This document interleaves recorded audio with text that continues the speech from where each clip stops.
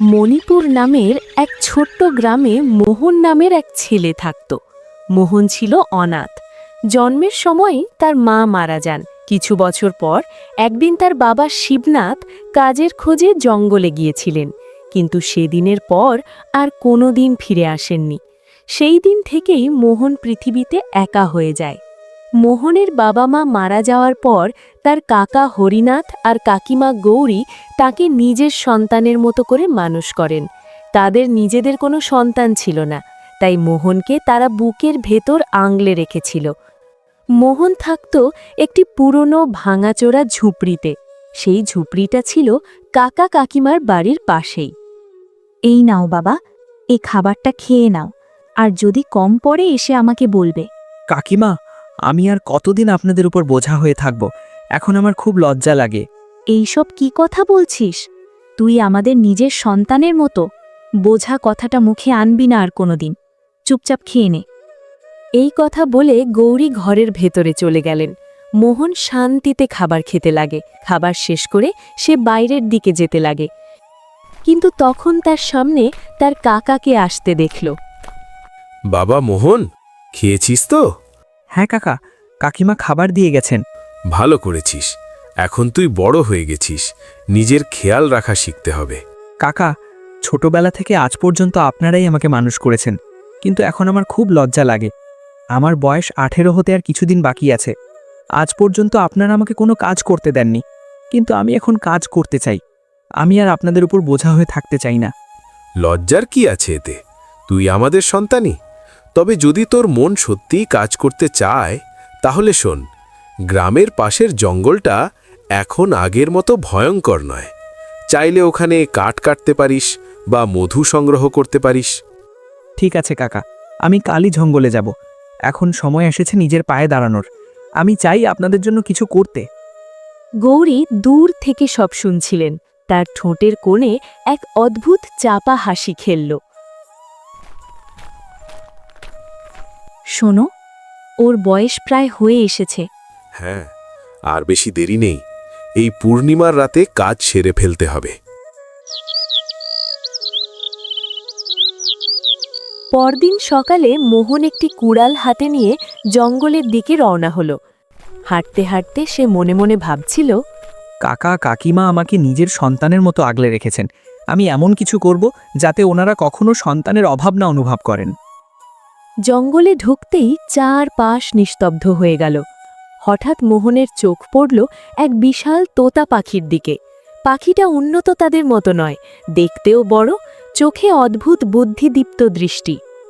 এই তোতাটা আমাকে এমনভাবে দেখছে কেন? একদম অদ্ভুত লাগছে।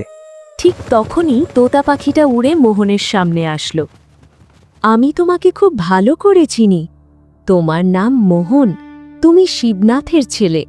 তোতা পাখিকে মানুষের মতো কথা বলতে দেখে মোহন ভয়ে কেঁপে উঠল। এটা কিভাবে সম্ভব?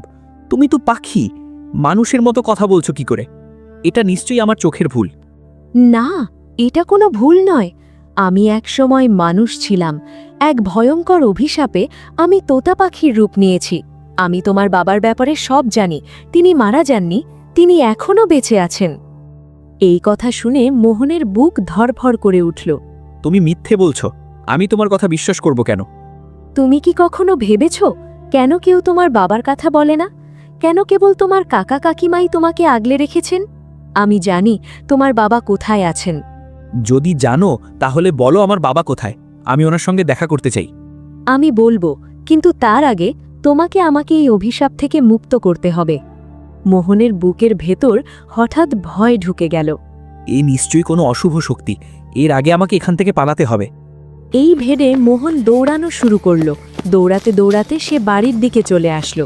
সে ঘরের ভেতর চুপ করে বসে রইল। এই জঙ্গলটা ভয়ঙ্কর। পশু পাখিরাও মানুষের মতো কথা বলে। আমি আর কখনো ওখানে যাব না। ঠিক তখনই কাকিমা খাবার নিয়ে আসলো। কি হয়েছে বাবা, এত ঘাবড়ে আছিস কেন? মোহন সত্যিটা লুকিয়ে রাখল। কিছু না কাকিমা, একটু মাথা ধরেছে। তাহলে আগে খেয়ে নে, শরীর ঠিক না থাকলে কাজ করার দরকার নেই। খাবার খেয়ে সে গভীর ঘুমে ডুবে গেল।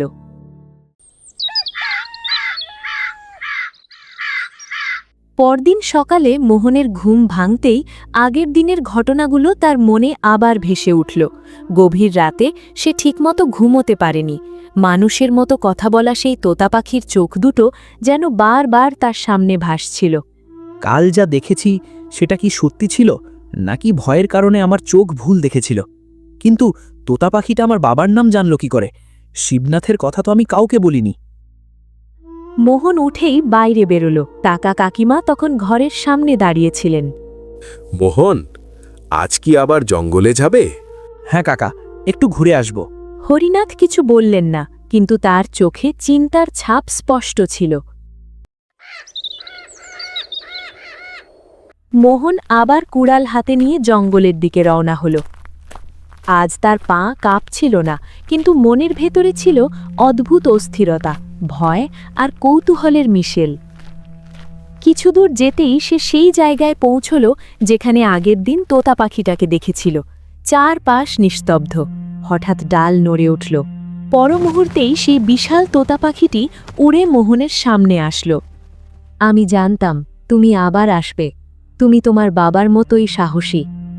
আমি শুধু একটাই কথা জানতে চাই, তুমি বলেছিলে আমার বাবা বেঁচে আছে, তুমি সত্যি বলেছিলে তো?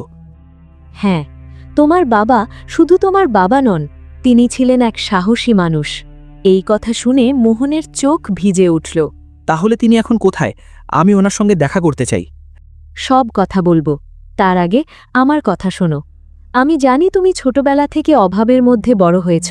কাকা কাকিমা তোমাকে নিজের সন্তানের মতো মানুষ করেছেন, কিন্তু তোমার মনে সবসময় একটা কষ্ট রয়ে গেছে, নিজের পায়ে দাঁড়াতে না পারার কষ্ট।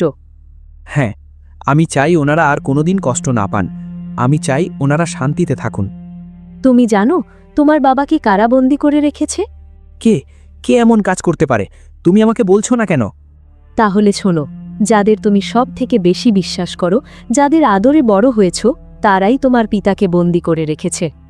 মোহনের চোখ বড় বড় হয়ে গেল। তার মুখ দিয়ে কোনো শব্দ বার হচ্ছিল না।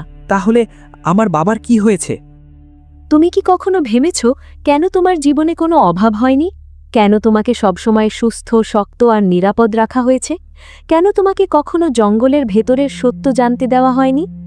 মোহনের ছোটবেলার কথা এক এক করে মনে পড়তে লাগল। অতিরিক্ত যত্ন, অকারণ ভয় আর অদ্ভুত নজরদারি। তোমার বাবা আজও বেঁচে আছেন, কিন্তু মানুষের মতো নয়। এর মানে কি? অনেক বছর আগে তোমার কাকা কাকিমা এক সাধুর কাছে গিয়েছিল, লোভে পড়ে। সাধু বলেছিল, যদি বড়লোক হতে চাও তবে তান্ত্রিক শক্তি দরকার, আর সেই শক্তি জাগাতে হলে একজন নির্দোষ মানুষের বলি দিতে হবে। এই কথা শুনে মোহনের গলা শুকিয়ে গেল। বলি, একটা মানুষকে বলি দিতে হবে? হ্যাঁ, কিন্তু তখন তোমাকে বলি দেওয়া সম্ভব ছিল না। তুমি খুব ছোট ছিলে, তাই তারা তোমার বাবাকেই ব্যবহার করল। মোহনের শরীর ঠান্ডা হয়ে গেল। তাহলে আমার বাবা কোথায় এখন? আমার বাবার কাছে নিয়ে চলো আমাকে। তোমার বাবাকে তান্ত্রিক শক্তি দিয়ে একটি বোতলের ভেতরে বন্দী করা হয়। সেই বোতল আজও এই জঙ্গলে লুকিয়ে রাখা আছে। মোহনের চোখে জল চলে এলো। কিন্তু তারা আমাকে এত আদরে বড় করলো কেন? কারণ সাধু বলেছিল, বলি দিতে গেলে 18-র কাছাকাছি এক যুবক দিতে হবে। তারা অপেক্ষা করছিল তোমার জন্য। মোহনের বুকের ভেতর যেন শূন্যতা নেমে এলো। এতদিনের ভালোবাসা, যত্ন সবকিছু হঠাৎ করে ভয়ঙ্কর রূপ নিল। তোতা পাখি, তুমি আসলে কে? আর তুমি আমাকে সাহায্য করছো কেন? আমি তোমার বাবার শেষ ইচ্ছার রক্ষক। এই পাখির শরীর আমার নয়, কিন্তু কণ্ঠ আমার। আমি তোমাকে সত্য জানাতে এসেছি, কারণ সময় শেষের পথে। কথা বলতে বলতে দূরে কোথাও ডাল ভাঙার শব্দ হলো। এখন তুমি বাড়ি ফিরে যাও।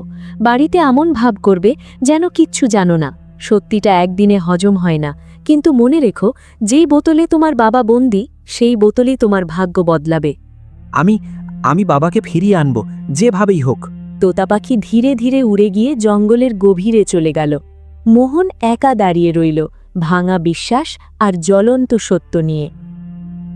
সেদিন জঙ্গল থেকে ফেরার পর মোহন আর আগের মতো থাকতে পারল না। কাকা কাকিমার দিকে তাকালেই তার চোখে ভেসে উঠছিল তোতা পাখির বলা কথাগুলো। প্রতিটা হাসি, প্রতিটা আদর এখন তার কাছে অদ্ভুত ঠেকছিল। কিছুক্ষণ পরে কাকিমা খাবার নিয়ে আসলেন। মোহনের হাত কাঁপছিল। এতদিন যে আদরকে সে ভালোবাসা ভেবেছিল, আজ সেই আদরের ভেতরেই সে লুকানো হিসাব খুঁজে পাচ্ছিল। এই নাও মোহন বাবা, আজ তোর প্রিয় তরকারি বানিয়েছি। সারাদিন জঙ্গলে ছিলিস, নিশ্চয়ই খিদে পেয়েছে। সে তার কাকিমাকে জিজ্ঞাসা করল। কাকিমা, আপনারা কেন আমাকে এত যত্ন করেন?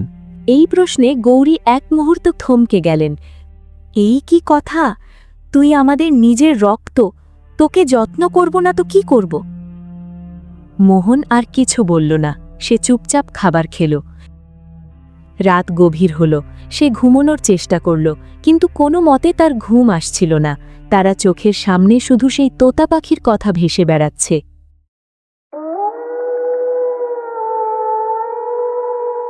সেই রাতেই সে তোতা পাখির কথা মনে করে জঙ্গলের দিকে যাওয়ার সিদ্ধান্ত নিল। চাঁদের আলোয় গাছগুলো কেমন ছায়াময় লাগছিল। সে জঙ্গলের ভিতর চলে আসলো। হঠাৎ ডাল নড়ল। তোতা পাখি উড়তে উড়তে তার সামনে আসলো। তুমি বাড়িতে গিয়ে সব দেখছিলে, তাই না? হ্যাঁ, সব কিছু নিজের চোখে দেখছি, কিন্তু আমি প্রমাণ চাই। শুধু কথা বিশ্বাস করতে পারছি না। প্রমাণ পেতেই তোমাকে এখানে ডেকেছি। তবে মনে রেখো, সত্যিটা জানলে আর আগের মতো থাকা যায় না। এই বলে তোতা পাখি উড়ে চলল। মোহন তার পিছু নিল। কিছু দূর এগিয়ে তারা জঙ্গলের এক ঘন অংশে পৌঁছাল। তারপর সে দেখল এক বিশাল বড় গুহা। মোহন তাকে জিজ্ঞাসা করল, এটা কি? এটা তো দেখছি একটা বড় গুহা।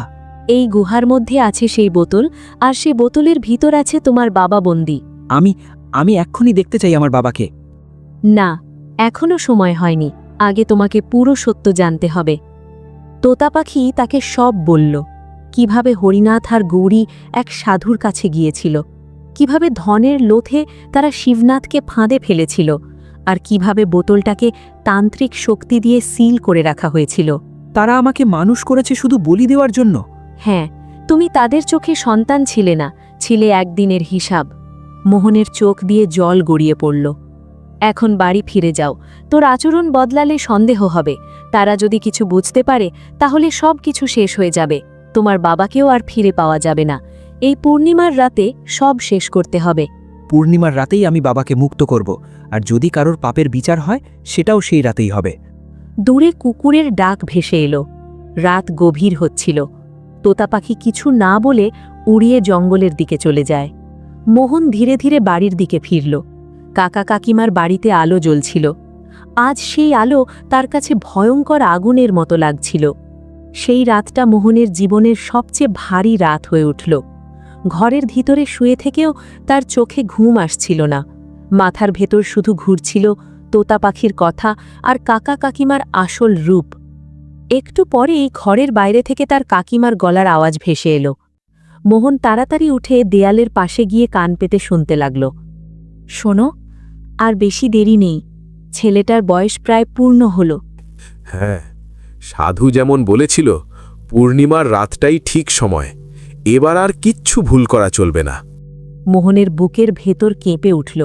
সে নিঃশব্দে আবার শুয়ে পড়ল, যেন সে কিছুই শোনেনি। তার কাছে সবকিছু এবার পরিষ্কার হয়ে গিয়েছে। পরদিন সকাল থেকেই বাড়িতে অদ্ভুত ব্যস্ততা শুরু হলো। ঘর পরিষ্কার, উঠোন পরিষ্কার করা, সবকিছু যেন কোনো অজানা অনুষ্ঠানের প্রস্তুতি। মোহন তার কাকাকে জিজ্ঞাসা করল, আজ এত কিছু কেন কাকা? আজ পূর্ণিমা, পুজো দেব তোর মঙ্গল কামনায়। মঙ্গল শব্দটা যেন মোহনের কানে আগুনের মতো লাগল।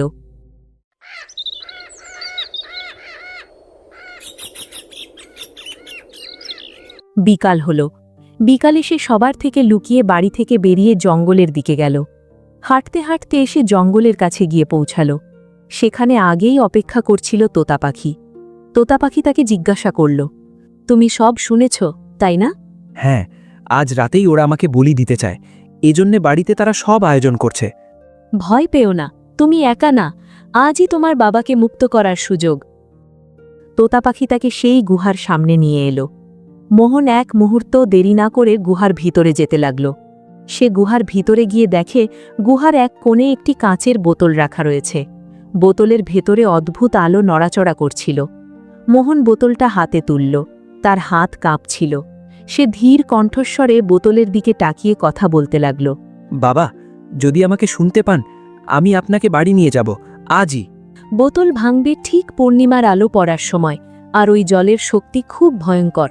যদি ওই জল কারুর শরীরে পড়ে, সে মুহূর্তে ছাই হয়ে যাবে। আমি কাউকে মারতে চাই না, আমি শুধু বাবাকে চাই। কথা বলতে বলতে চোখ দিয়ে জল চলে আসলো, কিন্তু সে জানত এখন আবেগে ভেসে গেলে চলবে না। তখন তোতা পাখি তাকে বলল, এখনই সময়, চাঁদের আলো ঠিক মাথার উপর। মনে রেখো, এই জল যেমন আশীর্বাদ, আবার অভিশাপও। এই বলে মোহন বোতল রেখে বাড়ির দিকে রওনা দিল। সন্ধ্যা নামতে নামতে বাড়িতে ধূপ ধুনোর গন্ধ ছড়িয়ে পড়ল। একটু পরে তার কাকিমা তাকে এসে বলল, চলো বাবা, আজ আমাদের সঙ্গে জঙ্গলে যাবে, পুজোর শেষ ধাপটা ওখানেই। মোহন শান্ত মুখে মাথা নাড়ল। পূর্ণিমার চাঁদ ধীরে ধীরে উঠছিল, জঙ্গলের ছায়া লম্বা হচ্ছিল, আর সেই ছায়ার ভেতরেই লুকিয়েছিল সত্য, প্রতিশোধ আর মুক্তির মুহূর্ত। হরিনাথ সামনে হাঁটছিলেন, হাতে লাল কাপড়ে মোড়া একটি থালা। গৌরী পিছনে, ঠোঁটে চাপা উত্তেজনার হাসি, আর মাঝখানে মোহন। মোহন মাথা নিচু করে হাঁটছিল, কিন্তু তার চোখে ভয় ছিল না, ছিল স্থিরতা। ভয় পাস না বাবা, আজকের রাতটার পর আমাদের জীবনে আর কোনো কষ্ট থাকবে না। হ্যাঁ কাকিমা, আজকের রাতের পর সত্যি অনেক কিছু শেষ হবে। হরিনাথ এক মুহূর্ত থমকে মোহনের দিকে তাকালেন। কথার সুরে কিছু একটা অস্বস্তি টের পেলেন, কিন্তু কিছু বললেন না। কিছু দূর এগোতেই তারা সেই গুহার সামনে পৌঁছল। চারিদিকে অন্ধকার, কুকুরের ডাক। হরিনাথ ধীরে ধীরে মোহনের সামনে এলেন। মোহন, আজ তোর আমাদের কথা শুনতে হবে। এটা তোর নিয়তি। কাকার নিয়তি না আমার বাবার? এই কথা শুনে গৌরীর হাত কেঁপে উঠল। তুই এসব কি বলছিস? আমি সব জানি, তোতা পাখি আমাকে সব বলেছে। বাবাকে বোতলে বন্দি করে রেখেছ, আমাকে বড় করেছ শুধু বলি দেওয়ার জন্য। কয়েক সেকেন্ড নিঃশব্দতা, তারপর গৌরী হেসে উঠল, একটা নির্মম হাসি। জেনে গেছিস? তাতেও বা কি হয়েছে, আজ তোকে কেউ বাঁচাতে পারবে না। হরিনাথ মুখ ফিরিয়ে নিলেন। এক মুহূর্তের জন্য তার চোখে অনুশোচনা দেখা গেল, কিন্তু তার সঙ্গে সঙ্গেই মিলিয়ে গেল। ক্ষমা করিস মোহন, বড়লোক হতে গেলে কিছু ত্যাগ করতেই হয়। ঠিক তখনই গুহার ভেতর থেকে এক গর্জনের মতো শব্দ এলো। তারপর কোথা থেকে যেন তোতা পাখিটি উড়িয়ে আসলো। মোহন দেরি না করে সামনে গুহার ভিতরে যেতে লাগল। তখন গৌরী চিৎকার করে বলল, ওকে ধরো, ওকে এক্ষুনি ধরো, ও তো ভেতরে চলে যাচ্ছে। হরিনাথ আর গৌরী মোহনকে ধরার জন্য মোহনের পিছনে পিছনে যেতে লাগল। মোহন গুহার ভিতরে ঢুকে সে বোতলটি হাতে তুলে নিল। তোতা পাখি তাকে বলল, তুমি প্রস্তুত? মনে রেখো, এই বোতলের জল সত্যের শক্তি। যাদের হাতে পাপ আছে, এই জল তাদের সহ্য হবে না। মোহন, বোতলটা ছেড়ে দে। বোতলটা আমাদের কাছে দিয়ে দে বাবা। মোহন কারোর কথা শুনল না। মোহন বোতলটাকে বুকের কাছে টেনে নিল। বোতলের ভিতর থেকে যেন গম্ভীর আওয়াজ বার হচ্ছে। ভেতরে তার বাবা যেন তার সাথে কথা বলতে চাচ্ছে। মোহন বোতলটি মাটিতে আছড়ে মারল। এক বিকট শব্দে বোতল ভেঙে গেল। তীব্র আলো চারিদিকে ছড়িয়ে পড়ল।